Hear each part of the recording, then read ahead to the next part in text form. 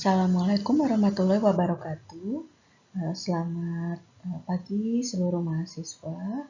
Sebelumnya saya memohon maaf karena pada hari ini kita tidak bisa menyelenggarakan perkuliahan secara luring atau secara tatap muka. Namun saya tetap memberikan materi secara daring melalui video ini ya. Sebelumnya saya ingin mengucapkan selamat Hari Raya Idul Fitri. Mohon maaf lahir dan batin. Saya mau minta maaf atas segala kesalahan dan kekurangan selama saya memberikan pengajaran, share dengan teman-teman semua, serta mungkin ada kekeliruan ataupun sifat atau sikap saya yang kurang berkenan. Oke, baik teman-teman semua, kita mulai saja ya materi hari ini dengan judul yaitu asuransi. Seperti teman-teman ketahui, asuransi ini apa sih? Sudah tahu ya, asuransi banyak sekali ya yang kita tahu ya di Indonesia ini macam-macam nih. Mungkin teman-teman bisa menyebutkan ya. Misalnya seperti ada AXA, ada Allianz, ya ada BPJS, ya, dan banyak lagi asuransi lainnya. Nah, kita mungkin bertanya-tanya kan, kenapa kok asuransi ini marak sekali ya di Indonesia? Tidak hanya di Indonesia sih, di seluruh dunia juga ya. Kalau memang marak seperti ini, dan memang sepertinya asuransi ini sangat diperlukan nih, dan penting untuk kita. Kenapa? Karena ya hidup ini penuh resiko. Nah, teman-teman saja umpamanya keluar dari rumah ya, ingin pergi, misalnya ke kampus saja, itu kan sudah penuh resiko kan? Di jalan bisa terjadi sesuatu ya, mungkin nanti di tempat tujuan juga bisa terjadi sesuatu, bisa tiba-tiba sakit, bisa mungkin mengalami kecelakaan ya, dan sebagainya. Intinya hidup ini penuh dengan ketidakpastian. Nah, salah satu cara untuk mengurangi tingkat risiko ialah dengan menggunakan asuransi, sehingga kita merasa sedikit lebih aman lah. Seperti itu. Jadi kan tidak mungkin kita hanya di rumah saja ya, karena takut wah nanti kalau keluar rumah nanti kenapa-napa, saya menghindari resiko, gitu ya. Saya menghindari resiko ini Bu, jadi saya di rumah aja gitu lah. Tidak mungkin juga. Kita kan tetap harus beraktivitas. Nah, karena hal itulah makanya untuk mengurangi tingkat risiko dan tingkat kekhawatiran kita, kita bisa menggunakan jasa asuransi. Ya, nanti kita lihat seperti apa sih asuransi di Indonesia ya, serta bagaimana prinsip-prinsip pengelolaan asuransi. Oke, yang pertama ialah pengertian asuransi. Nah, ini secara umum menurut Kitab Undang-Undang Hukum Dagang Pasal 246, asuransi atau pertanggungan adalah suatu perjanjian dengan mana seseorang penanggung mengikatkan diri kepada seorang tertanggung. Nah, penanggung ini berarti perusahaan asuransinya ya, teman-teman ya.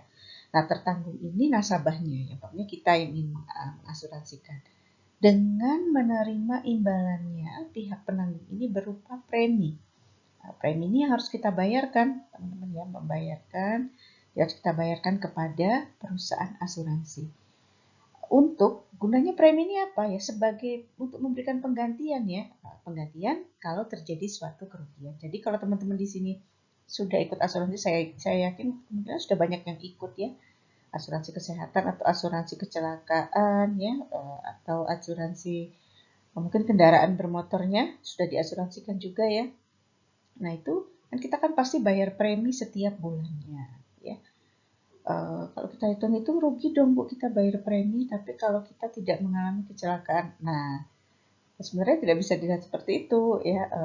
Kita membayar premi mungkin tidak terasa sekarang walau saat kita tidak mengalami kecelakaan. Tapi kalau nanti kita sudah mengalami kecelakaan, misalnya tertabrak ya kendaraan kita ya, atau tiba-tiba kita sakit yang sangat parah dan perlu perawatan yang panjang dan memerlukan biaya yang cukup banyak.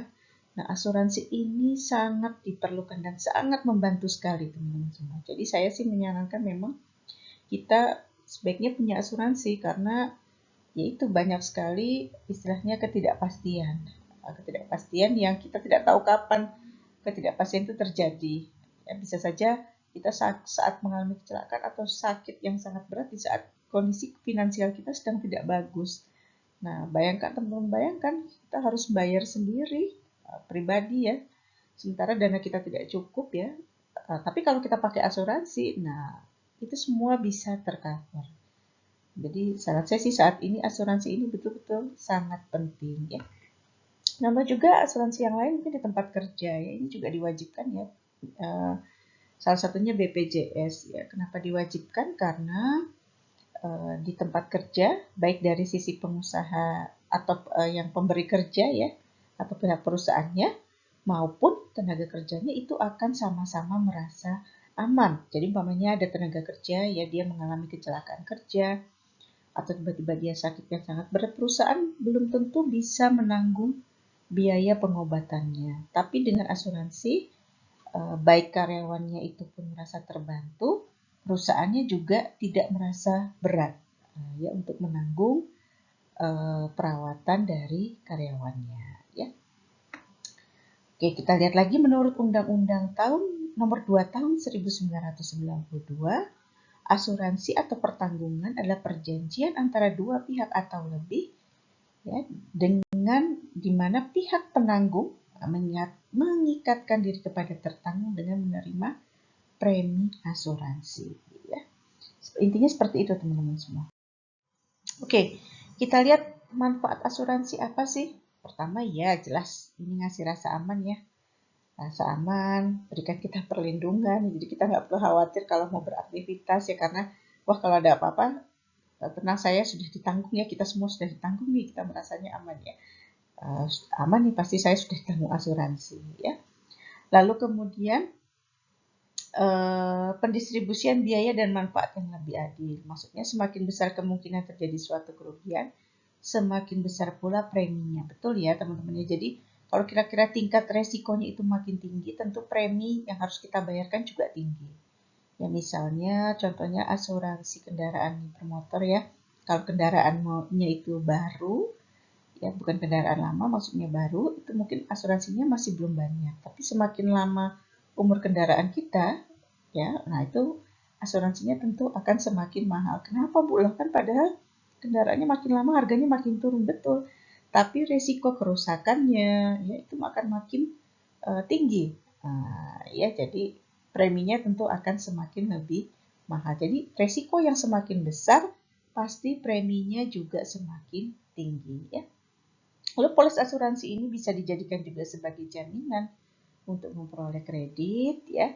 Lalu kemudian ya perlu teman-teman ketahui ya, ini saya kasih penjelasan sedikit mungkin. Kalau kita mengajukan kredit ya, pengalaman saya mengajukan kredit ke bank itu memang kita pasti dimintakan asuransi ya, ataupun umpamanya kita membeli kendaraan bermotor menggunakan leasing ya ataupun kredit dari bank, itu pun asetnya akan diasuransikan, misalnya ya kendaraannya pasti otomatis akan diasuransikan. Atau kalau kita meminjam sejumlah dana dengan jaminan tertentu, nah jaminannya itu pun harus diasuransikan. Nah, jadi nanti kita angsuran kita membayar ke bank atau ke pihak lain ya yang meminjamkan leasing atau sebagainya, itu sudah termasuk nanti dengan biaya asuransinya ya. Lalu kemudian manfaat berikutnya yaitu berfungsi sebagai tabungan dan sumber pendapatan. Ini banyak sekali sekarang program-program dari asuransi yang intinya tidak hanya sekedar membayar premi asuransi, tapi mereka mengemas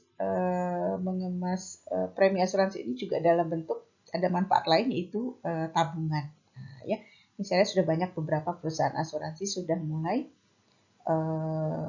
menggunakan atau mulai memprakarsai model pembayaran asuransi seperti ini ya, dikaitkan dengan tabungan. Lalu manfaat berikutnya ialah alat penyebar risiko. Betul, kalau kita nggak pakai asuransi kan otomatis kalau terjadi sesuatu itu pasti kita sendiri yang menanggung. Tapi kalau ada asuransi, nah kan kita kan lumayan terbantu kan. Nah, lumayan terbantu dengan perusahaan asuransi ikut menanggung kerugian yang kita dapatkan. Ya. Lalu membantu meningkatkan kegiatan usaha. Nah, di sini juga seperti yang tadi sudah saya kemukakan sebelumnya, Jadi kalau ada perusahaan itu biasanya mereka menggunakan jasa asuransi juga ya, misalnya BPJS. Untuk apa? Ya supaya perusahaannya aman, karyawannya juga aman. Nah, ya jadi perusahaan sekarang wajib ya, tidak salah BPJS itu wajib. Jadi kalau terjadi kecelakaan kerja, ya tiba-tiba ada karyawannya yang sakit cukup parah, nah, itu akan sangat terbantu karena perusahaan, seberapa besar pun perusahaannya itu kemungkinan dia tidak akan bisa menanggung biaya yang terlalu besar ya, apalagi kalau biaya itu dalam waktu ya harus dikeluarkan dalam jangka waktu yang cukup lama. Ya, jadi perusahaan asuransi ini sangat membantu nih, sangat membantu setiap perusahaan juga ya, perusahaan maupun wira swasta, wira usahawan itu juga sangat terbantu dengan adanya asuransi karena memperlancar kelangsungan usaha mereka. Oke, kita lihat di sini ada beberapa resiko dan pengertian resiko dan ketidakpastian ya. Kita lihat ketidakpastian ekonomis yaitu ketidakpastian dari kebijaksanaan ekonomi yang pada gilirannya mempengaruhi pola konsumsi, harga, atau terjadinya perkembangan teknologi. Jadi ini ada ketidakpastian, tapi ketidakpastian atau ada policy ya, akibat dari salah satu policy yang atau kebijakan yang pada akhirnya mempengaruhi perekonomian. Ya, pola konsumsi berubah, harga berubah, dan sebagainya. Lalu ketidakpastian berkaitan dengan alam, misalnya terjadi bencana alam, badai, ya, kebakaran, itu ketidakpastian juga nih, tapi berkaitan dengan alam. Lalu ada ketidakpastian yang manusiawi, yaitu ketidakpastian terhadap terjadinya perang, pembunuhan, pencurian, dan sebagainya. Ya. Jadi banyak nih contohnya juga COVID ya. Ini COVID-19 itu juga ketidakpastian itu teman-teman ya. Jadi itu tidak diduga, tidak ada yang tahu ya, tiba-tiba ada virus. Nah, virus ini ketidakpastian nih, yang juga harus kita perhitungkan ya ternyata ya. Lanjut, resiko, teman-teman ini ada yang resiko murni dan ada resiko spekulatif ya. Resiko murni di sini bahwa ada ketidakpastian terjadinya suatu kerugian atau dengan kata lain hanya ada peluang merugi dan bukan suatu peluang keuntungan. Jadi ini benar-benar resiko yang bukan karena dia spekulatif ya, spekulasi tidak, murni resiko ya. Nah kalau spekulatif ini baru kemungkinan dia mungkin ini antara bisa rugi bisa untung ya, biasanya kaitannya dengan resiko bisnis ya. Kalau di atas ini sepertinya bukan risiko bisnis tapi murni risiko ya. Lalu ada risiko pribadi, contohnya mempengaruhi kapasitas atau kemampuan seseorang memperoleh keuntungan. Contohnya risiko dirawat di rumah sakit, risiko mengalami kecelakaan ya.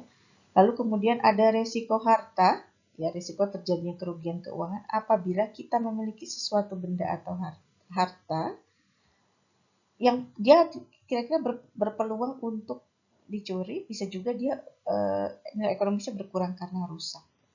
Ya. Nah, kehilangan atau harta ini bisa dibedakan dalam dua jenis, yaitu kerugian langsung dan kerugian tidak langsung. Lalu ada yang namanya resiko tanggung gugat. Adalah resiko yang mungkin kita alami sebagai tanggung jawab akibat kerugian atau lukanya pihak lain. Jadi umpamanya ini kita mengalami kecelakaan, tapi yang salah itu kita, teman-teman ya. Jadi terjadi tabrakan, tapi kita yang menabrak sehingga orang lain tersebut luka. Nah, itu ya risiko tanggung gugat nih. Jadi otomatis kita nih juga harus menanggung risiko yang dialami oleh yang kita tabrak tadi ya. Nah, kita harus tanggung jawab nih kerugian-kerugiannya. Namanya risiko tanggung gugat. Nah, cara menangani risiko bagaimana sih? Ya, bisa menghindari risiko. Ya, jadi tidak melakukan kegiatan yang membuka peluang terjadinya risiko. Ini mungkin diam aja di rumah ya, duduk-duduk manis. Tadi menghindari risiko, Bu. Nah, tapi kan tidak mungkin seperti ini ya. Susah juga nih. Masa kita di rumah terus ya, nggak kemana-mana ya. Oke, mengurangi resiko, menahan resiko ya, ini tidak melakukan apa-apa ya. Nah, ini saya menahan resiko ini gitu ya, nanti jangan sampai ya teman-teman nanti menahan resiko di rumah saja ya, nggak ngapa-ngapain ya. Nah, ada cara lain yang mungkin bisa kita sedikit yang terkait dengan asuransi, yaitu membagi resiko dan mentransfer resiko ya. Jadi perusahaan asuransi ini fungsinya dua terakhir ini, teman-teman, ya, membagi resiko dan mentransfer resiko. Jadi bisa ikut menanggung resiko yang kita akan alami, ya. Nah, ini fungsinya di dua ini, teman-teman. Lanjut. Prinsip-prinsip asuransi apa saja sih? Yang pertama ada yang namanya insurable interest, yaitu hak berdasarkan hukum untuk mempertanggungjawabkan suatu resiko yang berkaitan dengan keuangan, ya, yang diakui sah secara hukum antara tertanggung dan sesuatu yang dipertanggungkan. Okay. Insurable interest akan timbul hanya apabila tertanggung akan menderita suatu kerugian finansial dalam hal terjadi kerusakan atau kerugian atas objek yang diasuransikan. Oke, kita lihat ya. Unsur-unsur insurable interest harus berupa suatu harta, kepentingan jiwa atau tanggung gugat. Ya, keadaan pada huruf A harus merupakan sesuatu yang dapat dipertanggungjawabkan. Tertanggung harus memiliki hubungan hukum dengan sesuatu yang dapat dipertanggungkan, di mana pihak tertanggung memperoleh manfaat dari tidak terjadinya peristiwa atau kerusakan dan menderita kerugian bila yang dipertanggungkan mengalami kerusakan.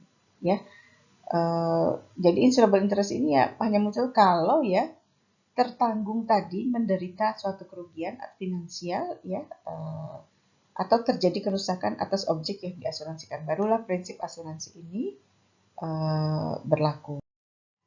Lalu utmost good faith. Nah, ini merupakan ya suatu kontrak persetujuan harus dilakukan dengan itikat baik. Nah, antara tertanggung dan penanggung ini harus sama-sama terbuka ini ya, tidak boleh ada yang disembunyikan. Ya, jadi jangan sampai nanti kita yang mau asuransi juga kita menyembunyikan nih. Kata kita mengakunya ya perusahaan asuransi, misalnya kita mau asuransi kesehatan, kita bilangnya kita sehat ya, sehat-sehat, saya nggak pernah sakit, nggak baik-baik saja gitu ya. Tapi sekarang saat ini susah teman-teman, karena perusahaan asuransi itu biasanya kalau asuransi kesehatan kemungkinan akan meminta kita check up dulu ya, dicek betul-betul apakah kita dalam kondisi yang cukup baik ya. Nah, nanti juga pihak asuransi juga bisa melakukan pelanggaran, misalnya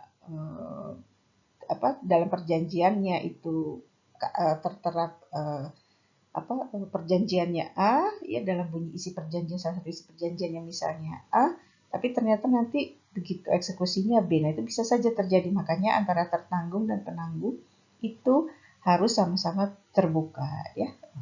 Kita lihat ada beberapa unsur-unsur yang merupakan pelanggaran bagi prinsip utmost good faith ya.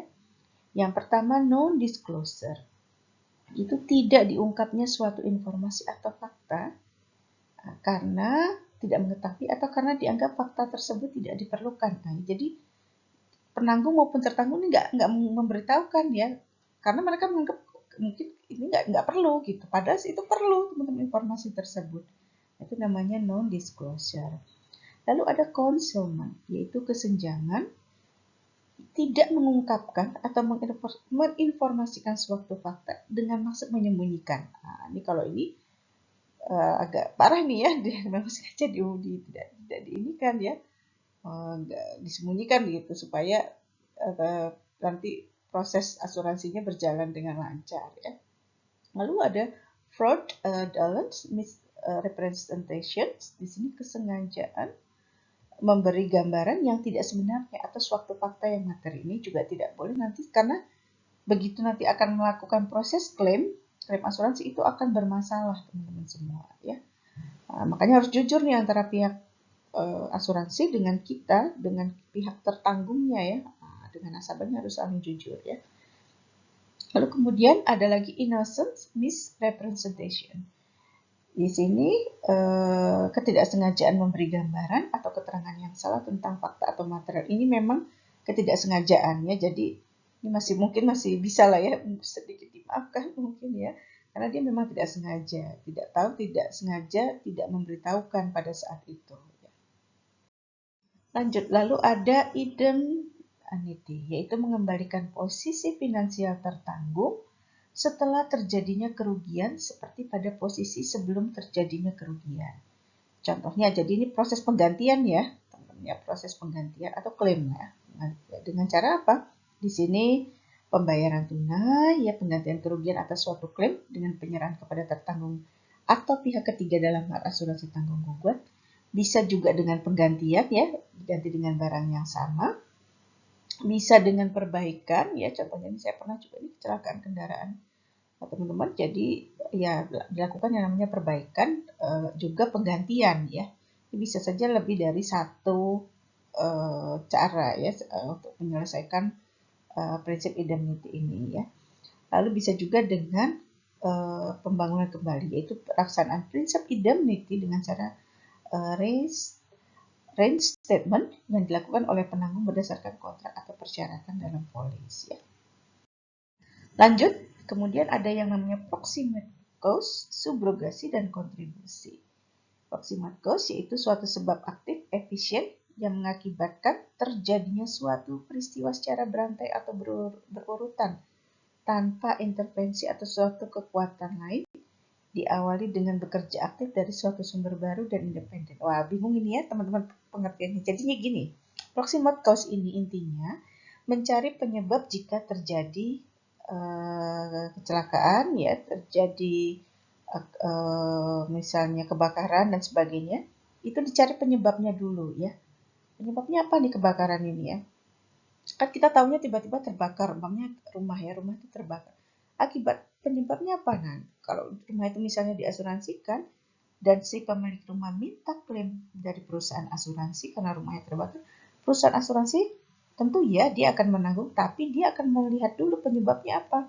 Apakah betul-betul terbakar karena kesalahan, apakah human error, apakah kesengajaan, ya, apakah konsleting listrik, itu nanti dicari dulu ya secara berantai. Jadi dia akan diurut nih nanti proximate cause ini, ya, dari mulai terjadinya kebakarannya dulu, terus diurut kebakarannya dari apa nih, dari konsleting listrik kah, atau ada yang lupa mematikan lilin kah. Nah, nanti ketemu tuh nanti teman-teman. Nah, akan ketemu penyebabnya apa, ya.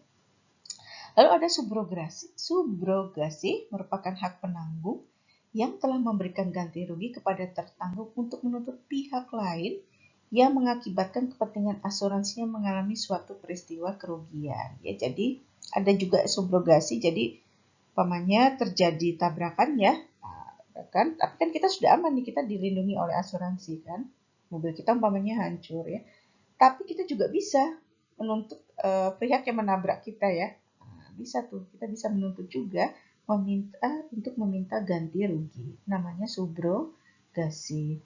Lalu ada yang berikutnya yaitu kontribusi, yaitu prinsip di mana penanggung, pihak asuransi ini teman-teman, berhak mengajak penanggung lain yang memiliki kepentingan yang sama untuk ikut bersama membayar ganti rugi kepada seorang tertanggung, meskipun jumlah tanggungan masing-masing penanggung belum tentu sama besar.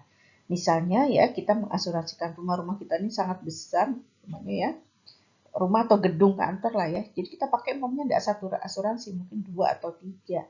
Umpamanya nanti terjadi kebakaran, ya, di gedung kita tersebut, atau gedung perkantoran kita tersebut, atau rumah kita, itu bisa tidak hanya satu asuransi mungkin yang menanggung, nanti bisa dibagi ini, ya. Nah, tergantung presentasinya gimana, Bu? Ya, tergantung dari berapa besar preminya masing-masing saja. Nah, itu nanti bisa nih, ya, pihak asuransinya nanti bisa nih mengajak penanggung atau pihak asuransi lain, ya, yang sama-sama mengasuransikan gedung tersebut atau rumah tersebut untuk nanti memberikan penggantian kepada pemiliknya, ya. Teman-teman. Lalu kemudian di sini saya jelaskan, sebutkan sedikit, ya, beberapa jenis-jenis asuransi. Ini saya rasa sih teman-teman sudah tahu, ya. Nah, ini udah marak lah, ya, ada asuransi kebakaran, ya, asuransi pengangkutan, asuransi penerbangan nih teman-teman. Kalau pesen tiket nih, ya, nah, yang pakai aplikasi itu aja langsung ya kita ditawarkan asuransinya, ya, baik itu ini naik kereta api juga, ya teman-teman, ya, itu langsung bisa pakai asuransinya. Ada asuransi kecelakaan, nah, ini jelas nih, saya rasa teman-teman semua sudah hampir pada punya, ya. Lalu ada asuransi tanggung gugat, dapat terjadi pada asuransi pengangkutan, kebakaran, kendaraan bermotor, dan asuransi penerbangan. Lalu ada asuransi jiwa, ini asuransi kecelakaan diri, asuransi jiwa biasa, asuransi industri. Lalu kemudian ada yang namanya reasuransi, yaitu pertanggungan ulang atau pertanggungan yang dipertanggungkan atau disebut asuransi dari asuransi ya. Jadi ini asuransi yang diasuransikan lagi nih, teman-teman. Ya. Kita lihat ya fungsi reasuransi di sini meningkatkan kapasitas akseptasi, alat penyebar risiko, meningkatkan stabilitas usaha, dan meningkatkan kepercayaan. Ya, jadi reasuransi ini mungkin perusahaan asuransi kemudian diasuransikan lagi ya. Nah, ya. Jadi namanya reasuransi.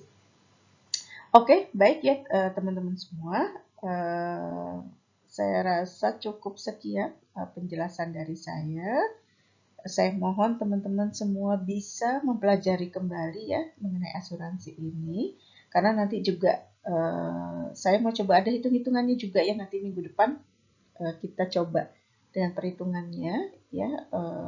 Kemungkinan perhitungannya juga nanti akan masuk di ujian akhir semester ya. Menurut saya cukup itu dulu, nanti kita sama-sama mendengarkan saja ya video presentasi dari kelompok yang harusnya presentasi hari ini ya. Nah itu saya tadi meminta kelompok untuk mengirimkan satu video untuk sama-sama bisa kita dengarkan ya. Kalaupun ada tanya jawab nanti kita bisa tanya jawab melalui WhatsApp grup ya. Oke, terima kasih teman-teman semua. Demikian penjelasan dari saya. Wassalamualaikum warahmatullahi wabarakatuh.